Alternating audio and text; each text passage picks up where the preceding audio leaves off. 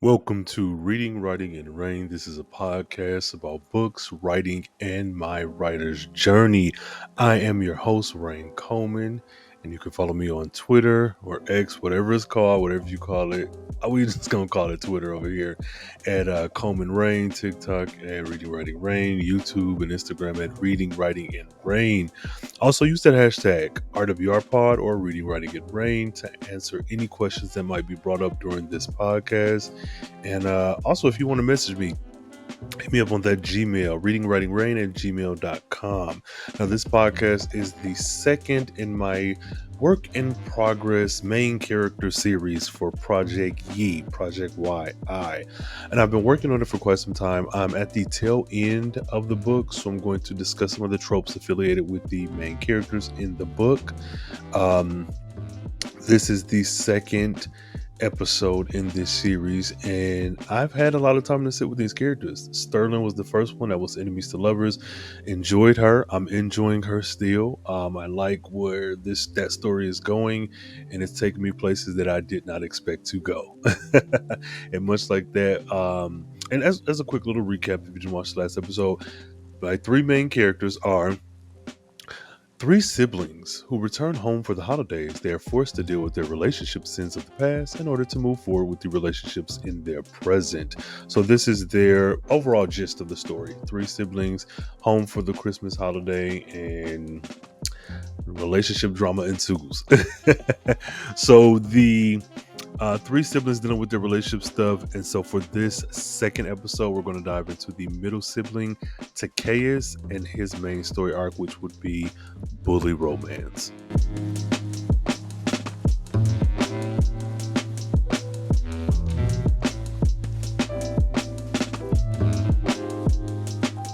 So bully romance, this I think it's pretty straightforward. We have it as one main character, let's say usually male, bullies the other main character, usually female, but the two end up falling in love. Bully romance is a subtrope of enemies to lovers, which is so interesting. So I said it before and I'm going to say it again. As it pertains to the tropes, I am still figuring this thing out. Though I have tropes assigned to each one of my main characters, there is still this space where it doesn't quite fit 100%. And I'm not ashamed of that. I'm actually quite proud of that. The reason why is because I usually just get a story idea. I write it down. Depending on the project, I have tons of notes in my phone that are full of information about different manuscripts. I have different physical manuscripts that I've printed out, some unfinished, some completely done, some unedited. And so when an idea comes to me, I usually sit with it for a bit, assign different moods, feelings, vibes, and whatnot to it, and then just write it. And my writing has always landed in contemporary something, and that's just because those are the books that I read when I was coming of age. And so now, being in a space where you're trying to do this professionally, you're trying to do this and be in this industry, and having to learn about these different tropes, which I say have to learn about them, I'm using that quite loosely, because a lot of the stuff you already just know from stories in general. You see movies and TV shows, you read books, and even now kids watching YouTube videos and all other ways in which you consume media. It makes a lot of these tropes kind of second nature, where even when you don't have the label for those things, you already know that you like this, or you like when they don't like each other that much, but then they grow to like each other later. So enemies and lovers. Or you might like, oh, the bully is a really hateful, angry person, but they become this wonderful, loving teddy bear. Bully romance, things like that. So with this story and 𝘾𝙤𝙧 and his mess, it has been interesting to write his story and then stumble upon the tropes that fit with his story. I say the main one is bully romance, and I'm going to give it the caveat of there's a whole lot going on in this book. All of it is still relationship driven and character based, or character driven relationship based, but I say bully romance because that's the one that feels most easy to ascribe to his story. And that being said, there's a whole lot more going on with it. And that sounds so cryptic. I hate that, but it is the truth. There is a lot going on with this young man, and bully romance is just the tip of the iceberg. So that's kind of where we are with him. So with bully romance, it's weird. And it's weird for me specifically because, as I said, I just write stories. I was never one who really focused on any labeling, just that, oh, this is a good story. So with that in mind, understand that I wrote a story and I had fun with it. And when I go back and look at the fine details of the story so I can better explain it without like giving away the, I don't know, endings, spoilers, all that good stuff, and using these tropes, I want to say I was not a fan of bully romance. And I can say that, but then it's also like that's not something that I've ever really truly considered was bully romance.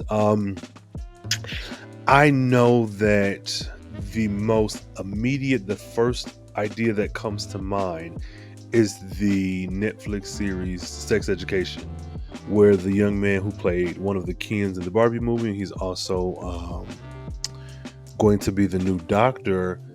Spoiler alert, he was in a like a bully romance situation. And I remember my knee-jerk reaction was, well, first of all, spoilers if for anyone who hasn't seen Sex Education season 1, but here we are.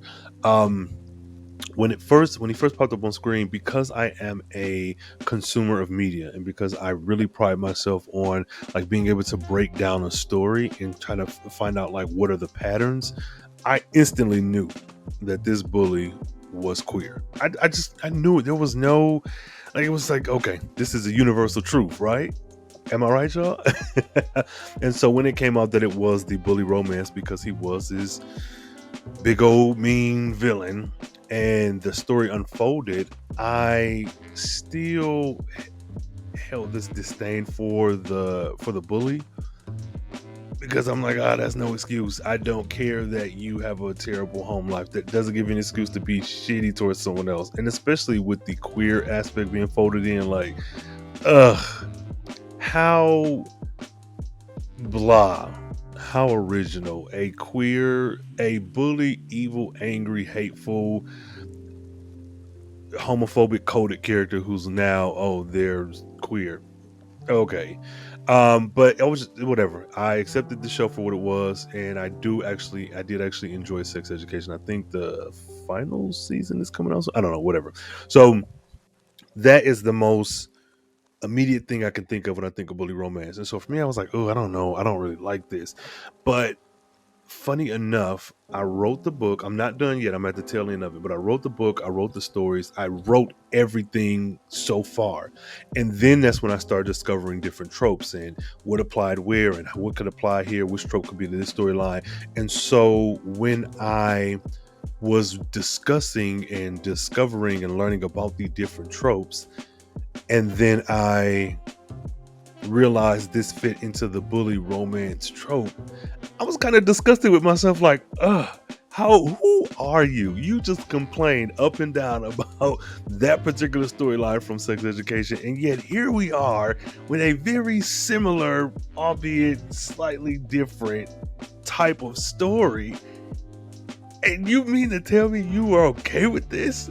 You are a terrible person. This is me in the mirror. You're terrible. But no, so when I discovered that, I kind of had this like cognitive dissonance, like come to Zeus moment or whatever. I'm trying to figure out, okay, now that this has been established, where do we go from here? And so I can't quite say I like bully romance, like, oh, I'm gonna just scramble to consume that media. But I can say the fact that I like accidentally wrote that, or not even accidentally, that I wrote that but not realizing until I start searching for labels that that's the story I wrote, that I'm probably going to look into reading a few more and consuming a few more of those stories. Because I'm sure like in media with like TV shows and movies, I'm sure I've consumed a lot anyways, but it was just my initial aversion was like, who wants a bully romance? And so I don't know, I'm still parsing these things out and dealing with my own personal feelings about it. But here we are with a bully romance as the main, well, what I'll list now as the main trope story arc for this second main character. So moving on to the other tropes. So within this character's trope list, there's a few others that I found, and I'm still, well, I'll say that after. So I have bully romance, we have second chance, we have redemption, which, much like with Sterling's episode, if you recall, redemption is kind of sort of the name of the game with this book, and I didn't realize that either. Every single sibling is dealing with both a present day love or love adjacent situation, and also a previous one, but with the previous one kind of informing this, or the previous one highlighting the, I don't want to say sins, but the mistakes, youthfulness of the past, and how those past patterns have continued and kind of brought you face to face with some not so pleasurable emotion wise situations of the present. I know that was a whole lot. Ultimately, some past stuff came to bite all these folks in the butt and made them realize how they're maneuvering in their present relationships. And it could be, spoiler it is, a symptom of the way in which they carried themselves in those previous situations. So that's where we are. So that's the redemption rant. And then there's also emotional scars, holiday romance, and bully turned nice guy. Now, my fear though with discussing different tropes is I'm always nervous that, am I spoiling something? So again, I've said it 1,000 times in this episode alone. I've been writing forever. I've been writing since I was a kid. That's just what I've done. And I'm one who, now walk with me, we're gonna go full circle. I'm one who does not enjoy having things spoiled. And caveat, like, depending on what it is. So I like comic book media. I like comic book movies, TV shows, and all of that. I like movies, action, mysteries, thrillers, all of that. And when you get a trailer release for a project, that's to entice you to want to see that thing. I have become this crotchety older man who's just like angry about everything, or the landscape and the presentation of trailers have changed. Case in point, when Doctor Strange came out, there was a trailer, and then I think there was a second or third one, and it was like released, it was revealed that the Illuminati, which is a bunch of different characters in Marvel Comics, were going to appear in Doctor Strange. And I was like, Multiverse of Madness. Yeah. I was pissed off because the very fact that it's a Multiverse of Madness movie lends itself to, of course, there'll be different versions of characters. There'll probably be people we don't expect. But I was so frustrated with, like, why is this revealed already? And so taking that line of thinking to my books, I felt like, and I'm still kind of dealing with this, having a trope clearly stated is, I think it's okay. But then when you're getting down to those extra details, I feel like, man, are you spoiling something? And maybe that's just me, and maybe no one else feels that way, but that's me. And so I really had to like come to terms with, like, oh, I am spoiling this. This is how I feel, even if I'm not. But then at the same time, you do, I guess, want your readers to kind of know what they're getting into. So like me, kind of having this come to Zeus moment of figuring out, oh, you might actually be a fan of bully romance.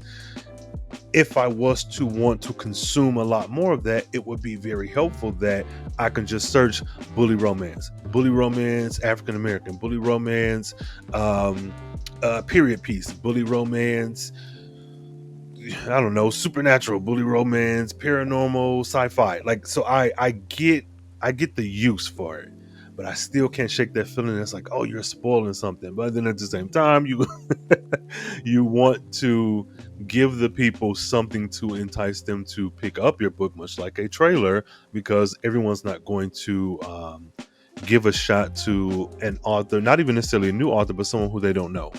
Or if you don't have a bunch of books out, this would be my first official release. So, I get that. So, but I still kind of fighting with that idea, like, oh, this feels like I'm spoiling something. So there's that.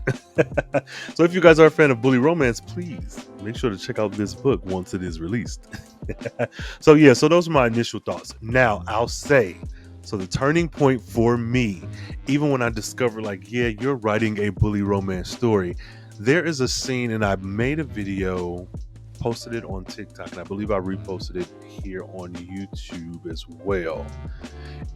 And I may insert it here, but there was a video where I discussed a particular scene. And this, so I like my work. There's not much that I write that I'm like, oh, I don't like this. And even when I do, take some time away from it, come back to it. And even if you're still not up to the level that you want it to be, there's usually something there that you can salvage. This scene really took me places. Writing is definitely therapy. And so when I wrote this scene, I think I wrote this. Okay, let me try to get the timeline together. So this scene happens right before this really big event where a lot of the storylines kind of converge on each other, where there's like a calm before the storm. And I want to say I was in the midst of writing that, because I know with that full scene from each character's point of view, because they're at a event, a party, they're at a party. When I wrote that, it took me maybe 2 or 3 days to get through it completely. And I think that's about the time that I was discovering or learning and realizing, assigning tropes to the different story beats in the book. And that's when the bully romance thing came out. But when I started ascribing that title to this character's story, I had already gone over that hump of like diving into this particular scene.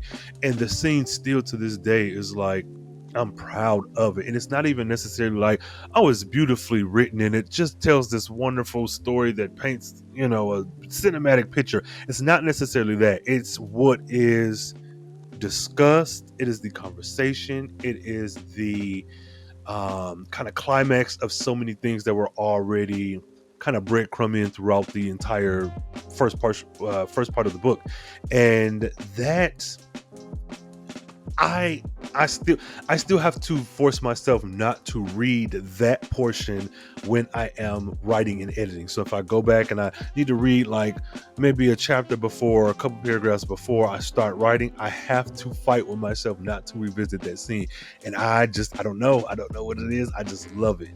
I will say, much like the video in which I discussed failing to mention that this is a gay man. This is a male romance situation. This character is gay. And I harp on that and I stress it because I've been writing this book for so long and I've been focusing so much on getting the story out. And also, now that I'm doing the trope thing, figuring out what tropes fit and also how to market and how to pitch and how to explain what's going on in a way where I'm not spoiling much, but I'm giving you enough to say, oh, I'm interested in that.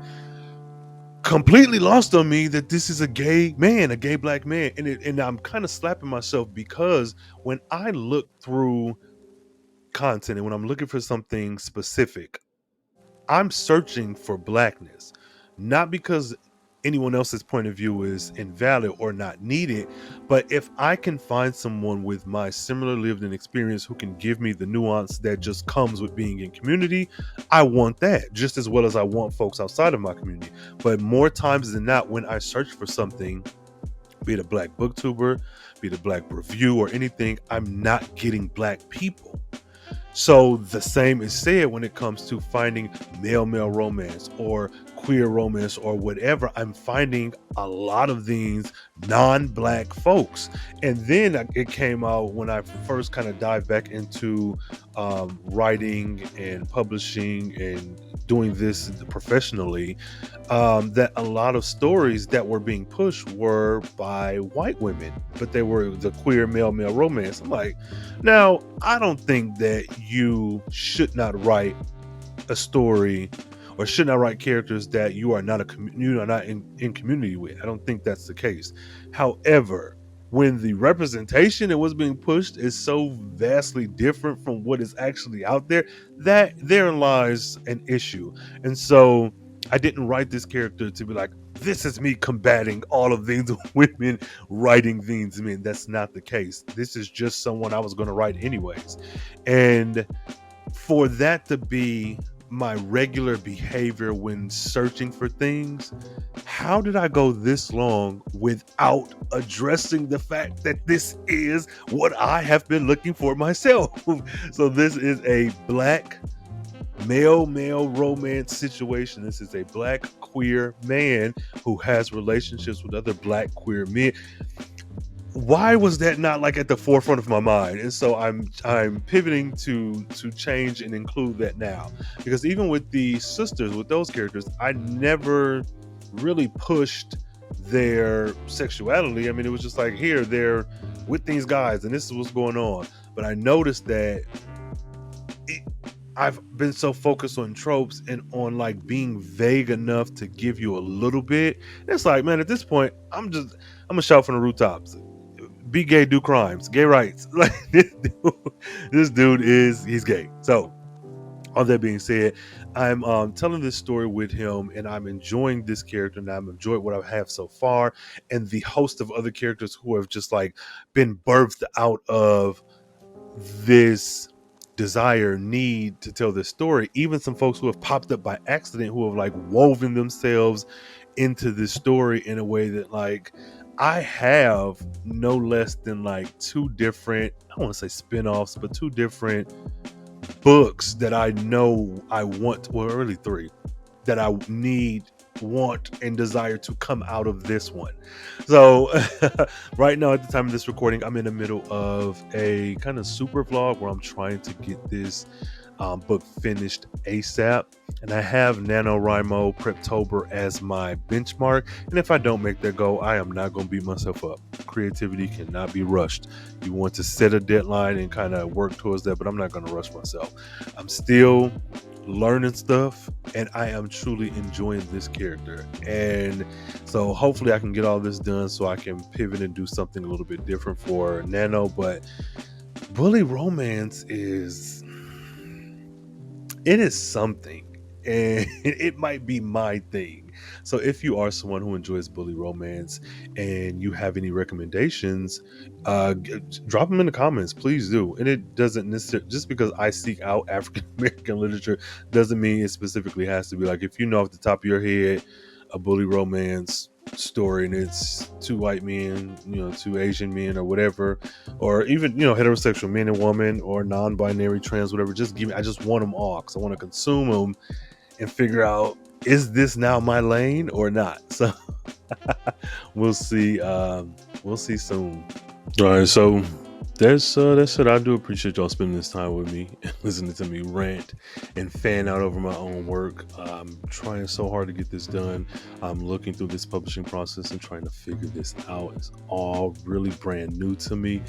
I'm trying my best to make it do what it do. So again, if you have any recommendations for bully romance, even if it could be book, it could be music, even TV, movies, please leave that in the comments. Check out the first installment of this podcast series with Enemies to Lovers with Sterling, the older sister. And I am reading some stuff. I added some more audiobooks to my current read, which is like, why are you doing this to yourself? I don't have the time. I'm trying to finish this book and figure out all this publishing stuff. I don't have time to be reading, but here we go. I have about 5 books I'm currently running through, but whatever. So thank you so much for joining me. Make sure to hit me up, listen to the other podcasts or watch the other visual podcasts. If you're listening to this on a podcast land, go ahead and rate those 5 stars: Apple Podcasts, Stitcher, Google Play, iHeartRadio, whatever else podcasts are. So yeah, thank y'all so much again, and we'll check you out on the next episode where we'll discuss some BBW and some billionaire. So please be sure to keep up with me on TikTok. That's Reading Writing Rhayne. Here on YouTube at Reading Writing Rhayne, and over there on the Twitters at Coleman Rhayne. And until next time, y'all, go on and read something, go on and write something, and come back and tell me, Rhayne. All right, y'all.